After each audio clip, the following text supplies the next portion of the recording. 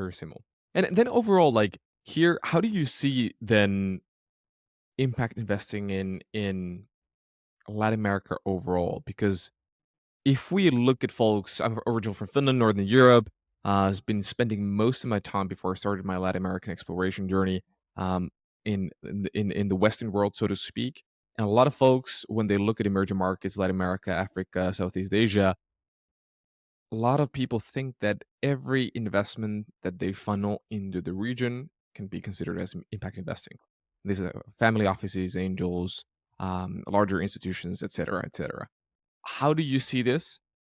You are you have been operating in the game within Latin America for quite a while. Is it all impact, or do you how what do you think about this?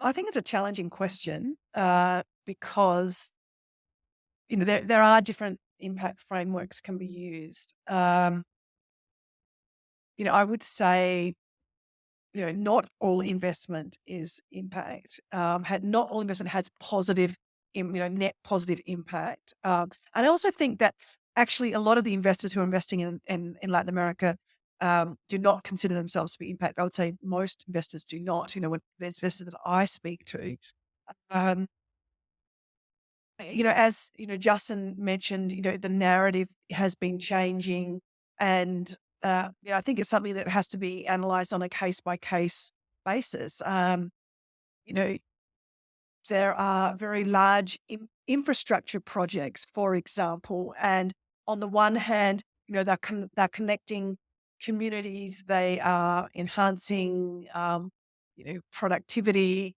they are providing employment opportunities through this connectivity. But on the other hand, they're causing great you know environmental destruction. So everything has to be looked at very carefully, and I don't think that's a way to say that everything can be impact or not impact. I think it's quite complex. Yeah, I think the Global Impact Investing Network, which is a nonprofit that sort of oversees, collects a lot of the data around impact investing globally and kind of some of the definitions. And they have some certain definitions around what makes an impact investment an impact investment. And it's not just that the company or the asset that is invested in is generating a positive impact.